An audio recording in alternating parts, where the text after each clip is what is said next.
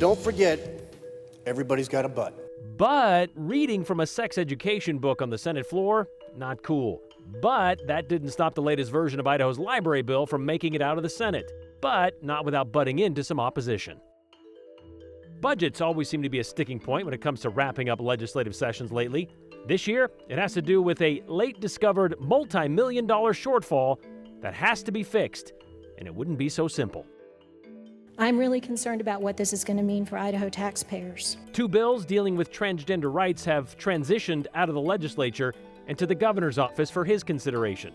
However, more than one senator believes one of them will end up in another costly legal battle for the gem state. Well, it took 3 years and 5 rounds of compromise, and it took 4 bills this session to get here again. But once again, it's up to Brad Little to decide if the state will regulate what books will be available for kids in Idaho's schools and public libraries. You might remember he vetoed a bill last session. He feared it would create a bounty program on libraries for people looking to just get rich off lawsuits for finding inappropriate materials. Andrew Bartline's been following the latest fleet of these library bills this session. As we mentioned, there have been 4 of them. They seem to have found a winner. Yeah, and the governor, Brad Little's signature is the only thing stopping it from becoming law right now. You mentioned veto last session. Doesn't look like that's in order this time around, but we'll have to wait to see for his official decision. This bill is hardly changed from the initial legislation we saw at the start of the legislative session. The bill held a lengthy debate as well in the Senate before ripping right through the House. The charge to thin out a select section of Idaho bookshelves wrote their session-long mantra in ink. We're just taking them from here and putting them over here. That's all we're doing. One shelf to another. There will be some overzealous people that will want a talking point to ban a book. Echoed through sponsor Senator Carlson. And that's not what this bill does. A challenge book that doesn't move in 60 days opens the library to an appeal and civil lawsuit. Where is pornography? Pornography is here. It's not in the libraries. A disagreement at the crux of debate. Mr. President, may I read from a book checked out of the library called Let's Talk About It? And a matinee performance. By your judgment, it's appropriate, correct? It's appropriate for children, so yes. I think we get the point. I can't read it on the floor, but it's good for kids. Seriously? A problem pinned to somewhere in the state. It sounds like it's a little bit here and there. It's important for me to listen to my constituents. I also feel that our libraries do a good job. I'm yet to see a lawmaker stand up and say, my library sucks and that's why we need this.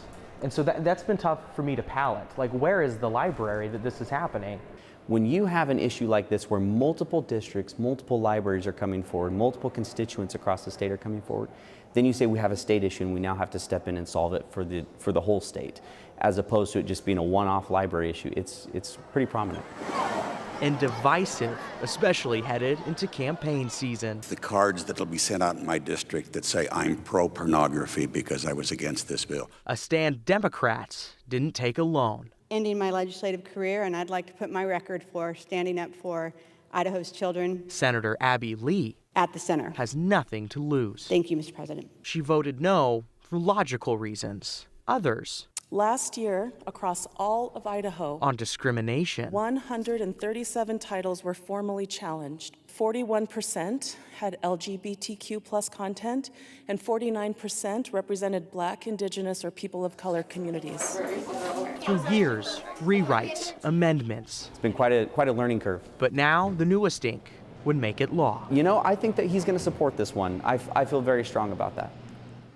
When we first reported on this piece of legislation at the beginning of the session, or a previous iteration of it, Representative Crane told us that he did talk with the governor about the veto, asked him, what changes do I need to do to get a bill to your desk that you will sign? So he has done his homework, Brian, on what the governor would sign, assuming they mutually understood that conversation.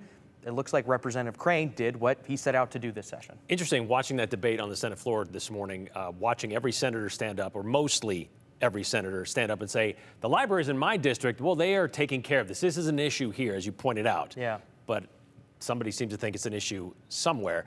And it was also pointed out that during that debate, a lot of the senators saying, well, this is like 1 or 2, maybe 10 books in all these libraries. But Senator Semmelroth pointed out there is a list out there in Idaho that lists nearly 200 books. Yeah. That many people have put up like these are bad. And a lot of them, she said in her debate today, involve people that are gay, people of color. Right. And that's been a huge criticism of this kind of legislation from the beginning, is that it finds a common denominator and picks at them.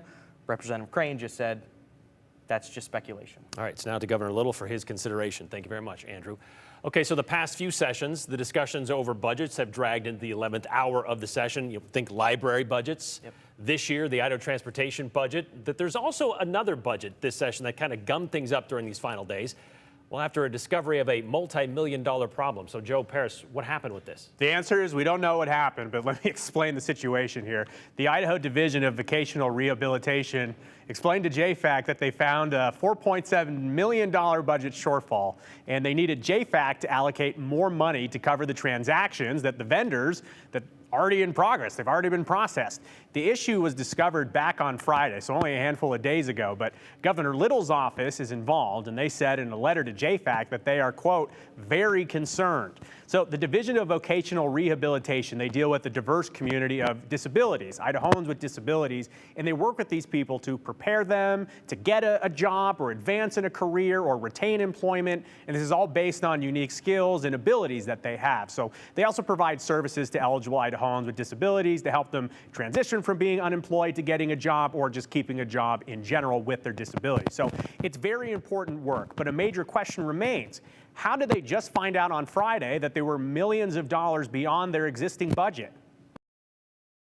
How did you not know? Administrator.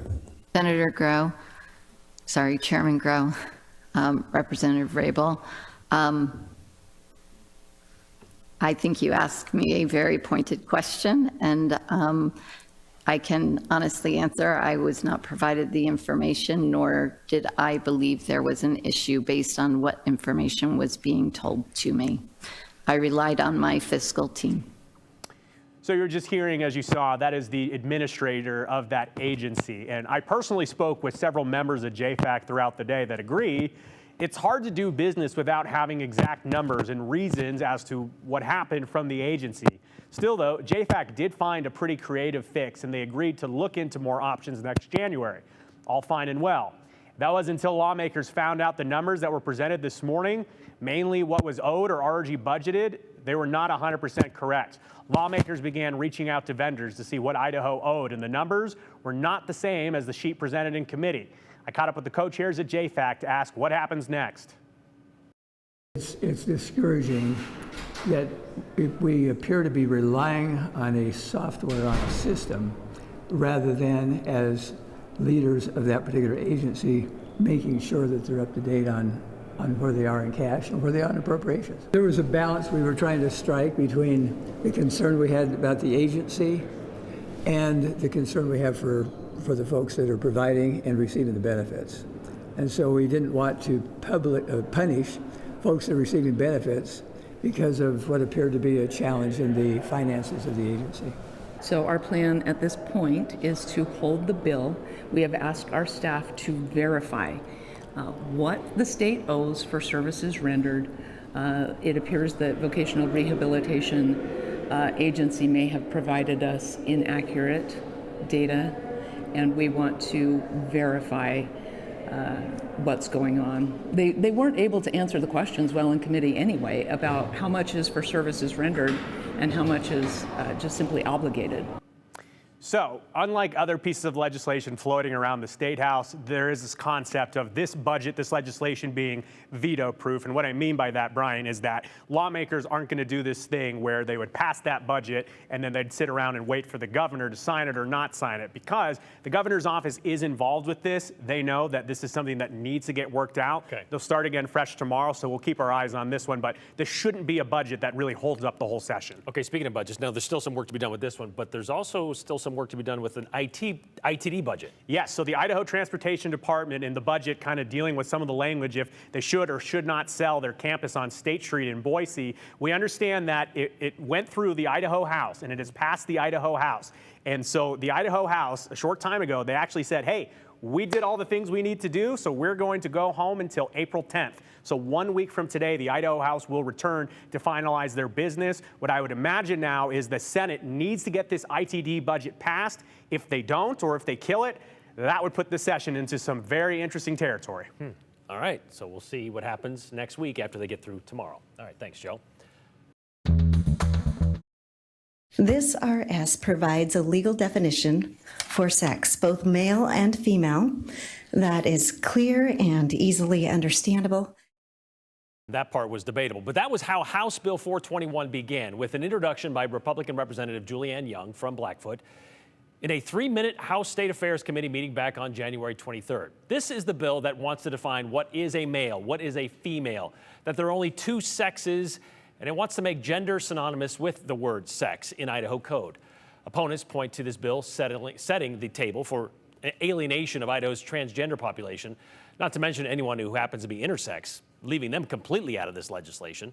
Representative Young, self-described word girl, would call it a cleanup bill, and that it would help provide a helpful legal platform, quote, as we navigate some of these difficult issues in the state of Idaho in regard to policy, end quote. Well, last evening, about 6 p.m., it navigated its penultimate legislative hurdle by passing the Senate 26-8. So this is kind of a how it started, how it's going kind of thing, or likely where it's going, and likely to court, according to substitute Senator Mary Shea, who has a background in civil rights litigation, defending the state of Virginia for nearly 10 years under a GOP administration where she says she handled complex civil rights cases. Senator Shea, sitting in for Senator James Ruckty from Pocatello, said history has shown House Bill 421 is going to cost Idaho taxpayers.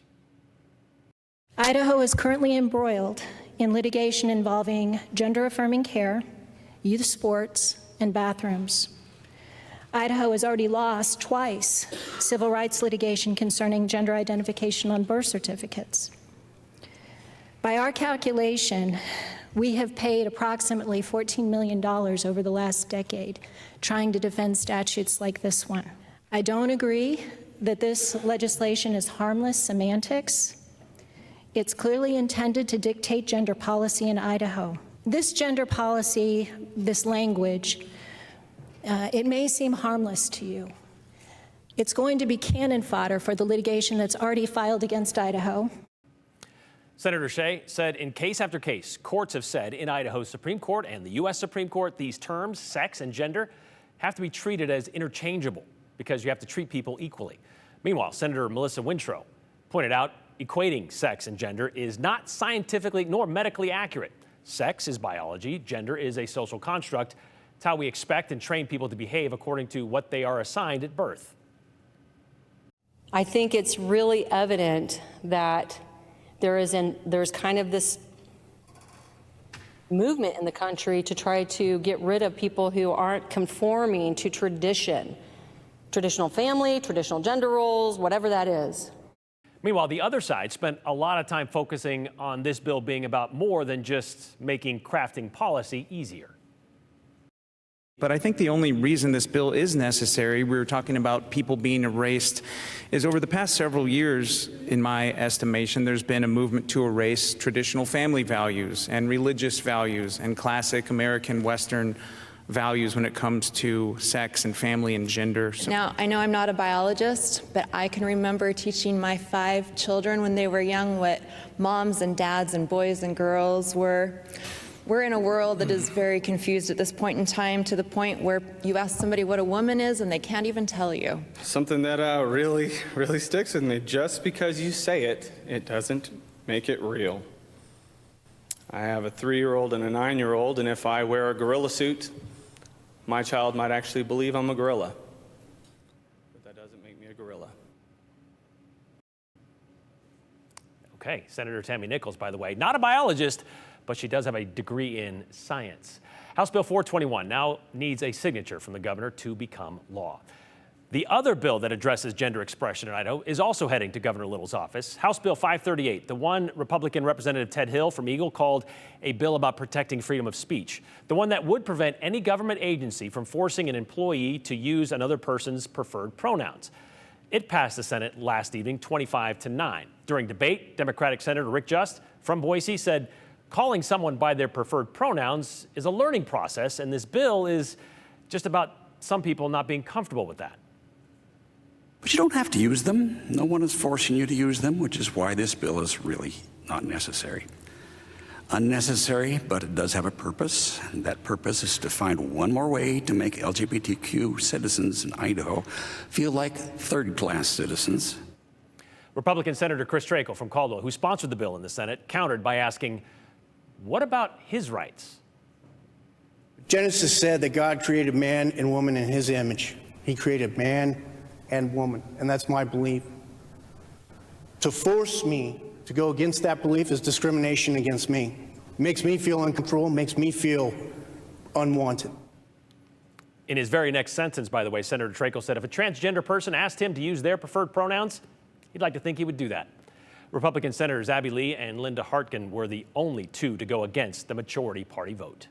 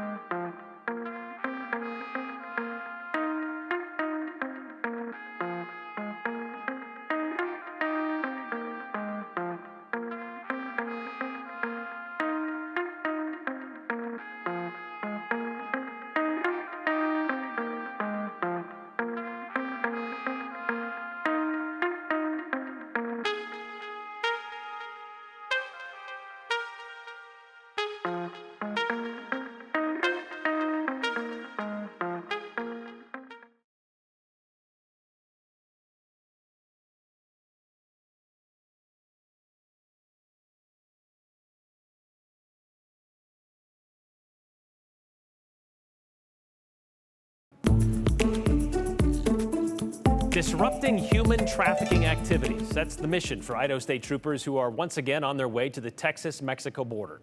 Detaining undocumented immigrants, just one of the things they might learn, which could come in handy when it comes to rounding up some wildlife here back home. Just two of the stories you need to know about in today's 411. Here's Brenda Rodriguez. It's day 3 of jury selection for Chad Daybell's murder trial, and so far they have 29 potential jurors. He's the Eastern Idaho man charged with murder and conspiracy in the deaths of his late wife, Tammy Daybell, and his current wife's 2 children, JJ Vallow and Tylee Ryan. Today, 9 more potential jurors were selected for the next round. Once they hit 50, attorneys from both sides make their final selections. Ultimately, they need 18 jurors total, 12 jurors and 6 alternates. If the jury finds Daybell guilty, he faces the death penalty. 2 teams of Idaho State troopers are headed to the southern border. Governor Little says that the troopers left today for a 3-week deployment to Texas.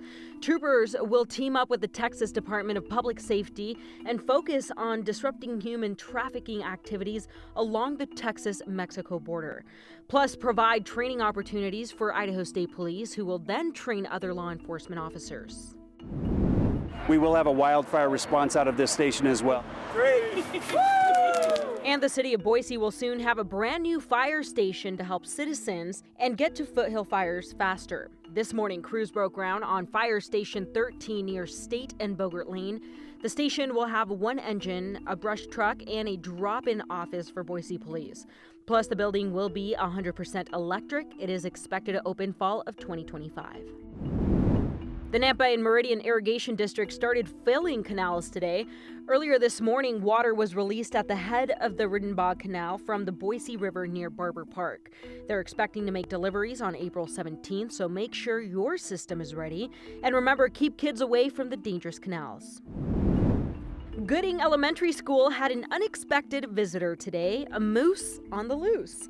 The district posted this picture to their Facebook page with the caption, "Tell me your school is in Idaho without telling me your school is in Idaho." The district says that all necessary precautions were taken to keep students safe. And that's the 411 on the 208. I'm Brenda Rodriguez.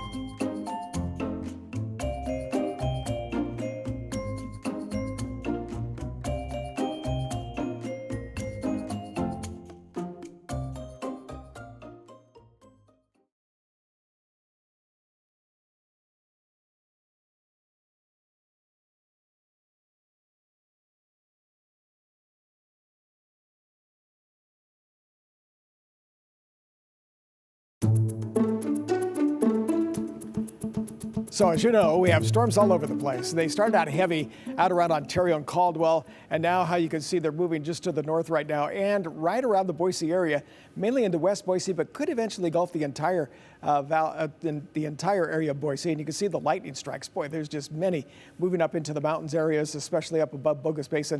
If we come in just a little closer, you can see that storm, and it really engulfs Eagle, places of western Boise, and likely starting to push into most of the city itself. And if you look at this, the stream of clouds and showers and the possibility of thunderstorms come up here from the west and southwest. And normally we talk about these storms and we say, well, usually they're heat related. The sun comes out, produces these storms. Because this storm has such cold air above it, it's going to push in, and it's going to keep, as it starts cooling down here in the valley, keep the drafts moving up. And when we do that, moving up into the sky. And so because of that, that creates those thunderstorms when we have all of that flow that's coming in with this. So what I'm telling you is some of these thunderstorms could actually continue overnight and even into the early morning hours. After that pushes through, the colder air comes in. Tomorrow's high is only 55. That's after a high today of 70 degrees. So there's quite a change. And I think there's going to be a lot of rain with this overnight. There's 1,500s or 2,500s. A quarter of an inch by 8 o'clock tomorrow morning, mainly hitting the Boise Valley. And then you can see during the day it continues to rain, and there it is up to a 0.68, and that's going to be for later tomorrow afternoon. In the way of snow, it starts out with the rain, quite a bit of rain for tomorrow as well as tonight up in mountain locations, but it changes to snow later tomorrow night and into early Friday morning as well as Saturday. So that's the amount of snow that's really expected. So the 7-day forecast is showing rain tomorrow and some gusty winds. Still a mixture of rain or snow for Friday and Saturday. It lets up as we get into Sunday a little bit, but still some showers around. And after we see more sunshine next week, high temperatures will get back to near 70 by next Wednesday.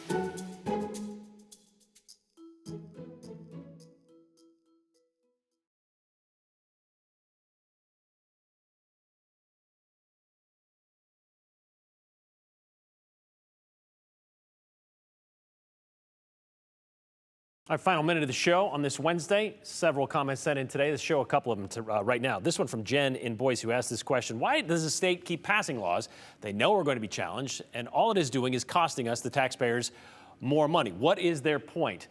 Well, in order for this to be challenged, or any law to be challenged in court, you need somebody who's damaged, a damaged party.